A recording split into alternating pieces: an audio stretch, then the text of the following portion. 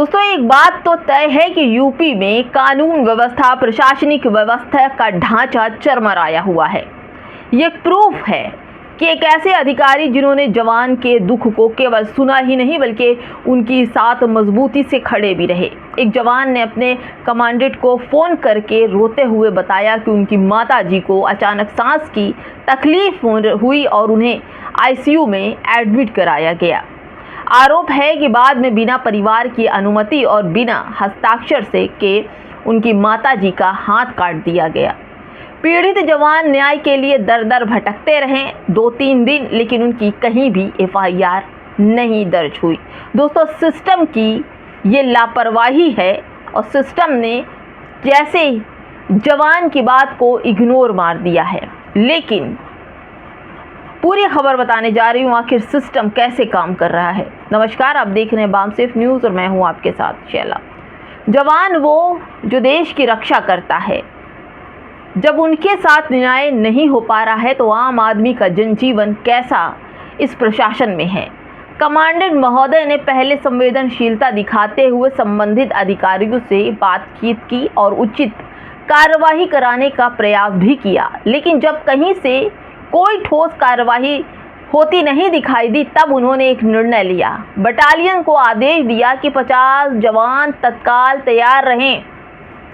इसके बाद वे कानपुर कमिश्नरी पहुंचे। जवानों ने कमिश्नर कार्यालय को घेर लिया चारों तरफ से। यह कदम किसी टकराव के लिए नहीं था दोस्तों, बल्कि व्यवस्था पर दबाव बनाने और जनता और नेताओं को ये बताने के लिए था कि देश में ऐसी घटनाएं हो रही हैं, होश में आओ, जिन पर तत्कालीन ध्यान देने की आवश्यकता है। इस कार्यवाही से पूरे देश में हलचल मच गई।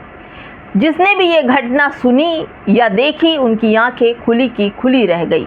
जो लोग अब तक मौन थे वो भी सोचने और बोलने लगे, मजबूर हो गए बोलने के लिए। संभव है कि इस कदम को असंवैधानिक कहा जाए, संभव है इस कदम को विभागीय कार्रवाई भी हो सकती है और यह भी संभव है कि उन्हें सराहना भी मिले। इसका निर्णय समय करेगा, लेकिन इतना निश्चित है कि ये अधिकारी अपनी शक्ति, अपने दायित्व और अपने जवानों के प्रति कितने कर्तव्यनिष्ठ हैं। दोस्तों, भली भांति समझते हैं सारे लोग। आपने जो गौरव साहब थे, उन्होंने जवान के लिए इस प्रकार दृढ़ता से खड़े रहे और कमांडेंट के साथ अपने जवान की आवाज़ उठाते रहे। उन्होंने केवल अपने जवान का साथ नहीं दिया बल्कि सोई हुई व्यवस्था को झकझोर कर रख दिया और सिस्टम की पोल खोल दी कि एक जवान के साथ ऐसा हो सकता है तो आम लोगों के साथ क्या होता होगा।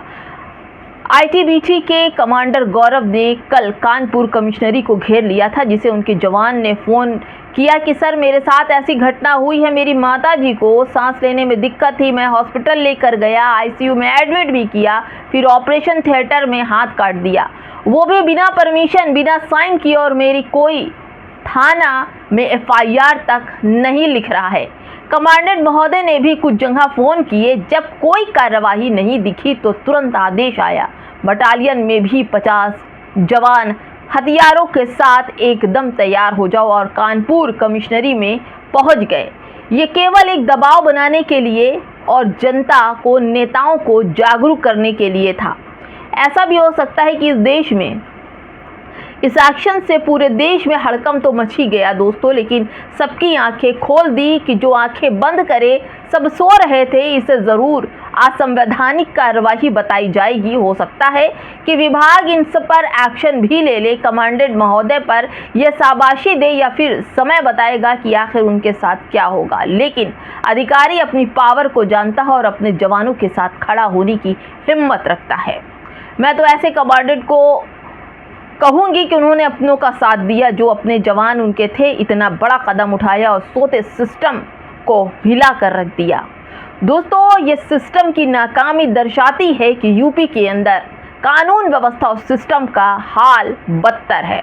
अब उन्हें छोड़िए दोस्तों, अब इधर आइए।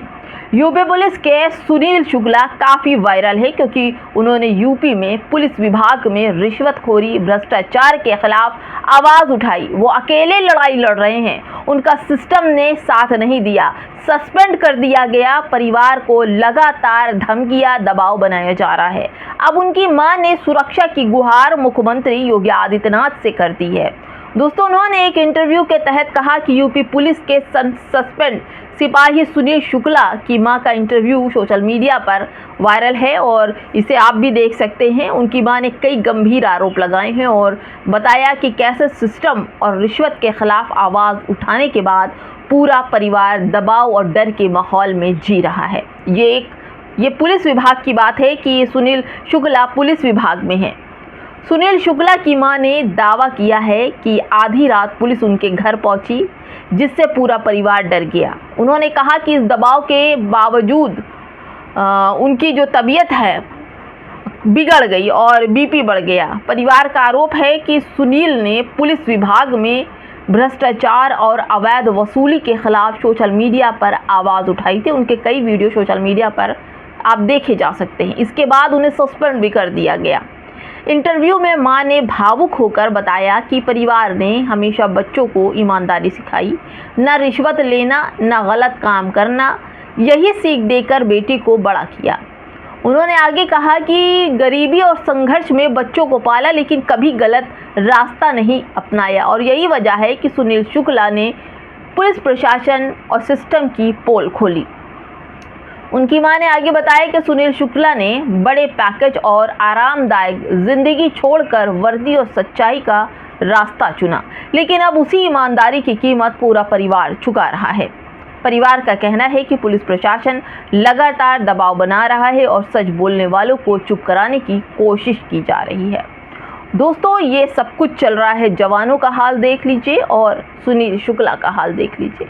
सुनील की मां ने मुख्यमंत्री योगी आदित्यनाथ से न्याय की गुहार लगाते हुए कहा है कि अगर भ्रष्टाचार के खिलाफ बोलने वाले पुलिसकर्मियों को भी प्रताड़ित किया जाएगा तो सिस्टम में सुधार कैसे आएगा?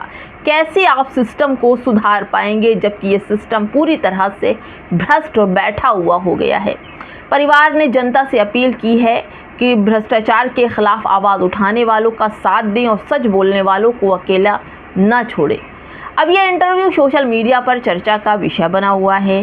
क्या ईमानदारी की कीमत इतनी ज़्यादा बड़ी होनी चाहिए दोस्तों कि सुनील शुक्ला की मां को आम जनता और योगी आदित्यनाथ से गुहार लगानी चाहिए? अपनी राय कमेंट में ज़रूर बताइएगा दोस्तों। आपको समझना होगा कि एक तरफ जवान सरहद पर रहते हुए मां का कटा हाथ लेकर आया, FIR तक दर्ज नहीं हुई, वहीं सुनील शुक्ला ने सिस्टम की पोल खोला, उनको सस्पेंड कर दिया गया। उनकी मां अब अपने बेटे और परिवार की सुरक्षा की मांग योगी आदित्यनाथ से कर रही हैं। अब आप ही सोचिए दोस्तों कि आम जनता का क्या हाल होगा। जवान भी सिस्टम का हिस्सा और सुनील शुक्ला भी सिस्टम का हिस्सा और सिस्टम ही इनकी बात सुनने को तैयार नहीं है। तो सोचिए देश का वो गरीब नागरिक का क्या हाल होता होगा जो एक FIR तक दर्ज नहीं हो पाती और सिस्टम को गालियां देते हैं लोग। क्यों? आखिर कि सिस्टम में खराबी क्या है जबकि सरकारें आई हैं सिस्टम को सही करने के लिए, या फिर सिस्टम का दुरुपयोग अंदर खाने बैठे लोग कर रहे हैं। फिलहाल दोस्तों, इस वीडियो में क्या कहेंगे हम इस पूरी वीडियो पर कमेंट में हमें ज़रूर बताइएगा। नमस्कार।